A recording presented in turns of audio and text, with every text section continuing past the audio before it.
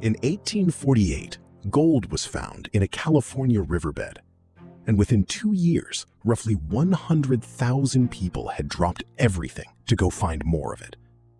By the time it was over, some $2 billion in gold had come out of the ground, enough to make thousands of men rich. Here's the strange part. Almost none of the men who dug up that gold kept the money.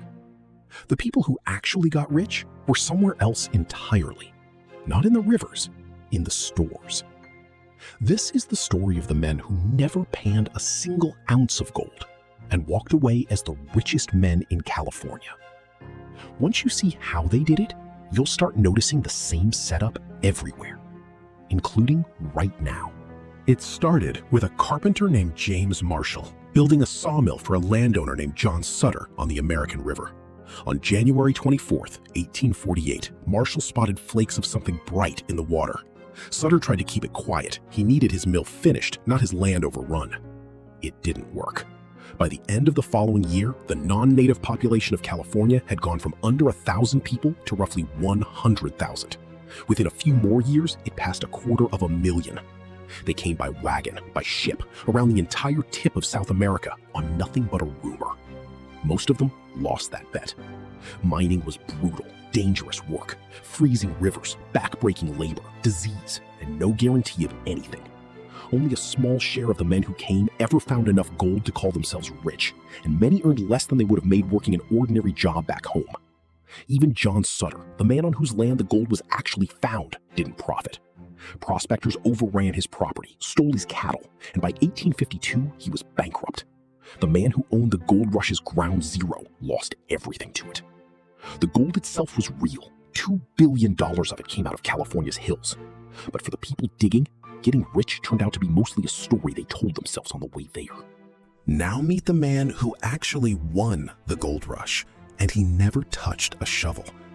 Sam Brannan ran the only general store between San Francisco and Sutter's Mill. When word of the gold reached him, he did something almost nobody else did. Instead of running to the river, he quietly bought up every pick, pan, and shovel in the region. Only then did he go public. He walked through the streets of San Francisco, holding up a bottle of gold dust, shouting that gold had been found on the American River. The city emptied within days, and every single one of those men walked straight past Sam Brannan's store on their way to the hills.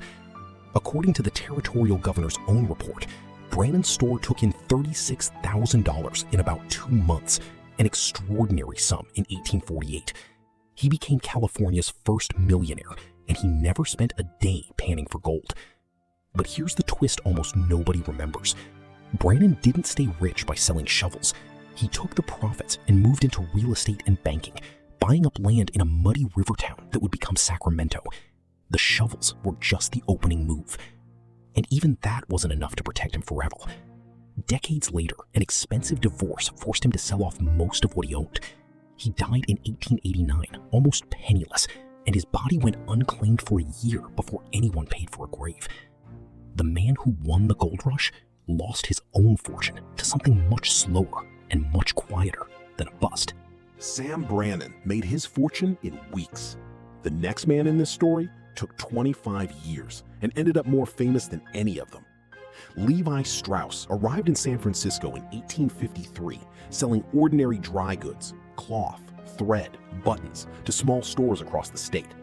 Not glamorous, not a gold story at all, just a steady wholesale business, quietly supplying people who were supplying the miners. Nearly 2 decades later, a tailor in Nevada named Jacob Davis had an idea. Reinforce work pants with copper rivets so they wouldn't rip apart on the job. His customers loved him, but Davis was broke. He couldn't afford the paperwork for a patent. So he wrote to his fabric supplier and offered him a partnership instead. That supplier was Levi Strauss.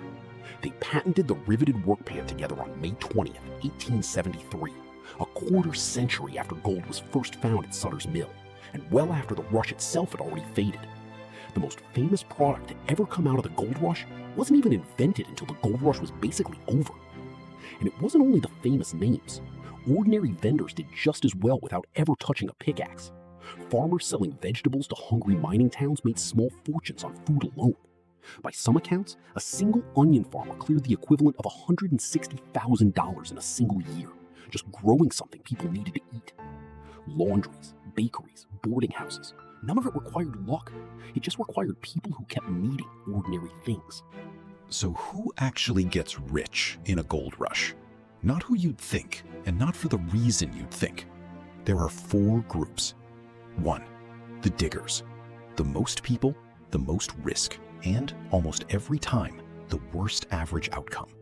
They're chasing the prize itself, and the prize is the hardest thing in the world to actually get. 2. The fast suppliers. People like Sam Brannan, who spot the frenzy early and sell directly into it. They can get rich almost overnight, but their business only exists as long as the frenzy does. If they don't turn that money into something more durable, the rush that made them can just as easily leave them behind. 3. The ordinary needs providers. People like Levi Strauss, the onion farmer, the laundries, and the bakeries. They don't sell the dream. They sell food, clothing, and basic services that people need whether they strike gold or not. Slower money, far more durable. 4. The people who buy the ground itself. Land, infrastructure, banking. The ones who own what's left standing long after the gold is gone. Notice what they have in common. The ones who actually kept their money. None of them needed the gold to be real. They only needed the rush to be real. The fact that a huge number of people suddenly needed the same ordinary things all at once. The digger's fortune depends on being right about where the gold is. Everyone else's fortune depends on being right about what people need on the way there. The miners believed the money was in the ground. It wasn't. It was in everything they needed on the way there, and in everything they'd still need whether they found gold or not. I'm not going to tell you where today's gold rush is. You've just watched exactly how to spot it yourself. If this way of looking at history, the story behind the story, is something you want more of, that's exactly what this channel does.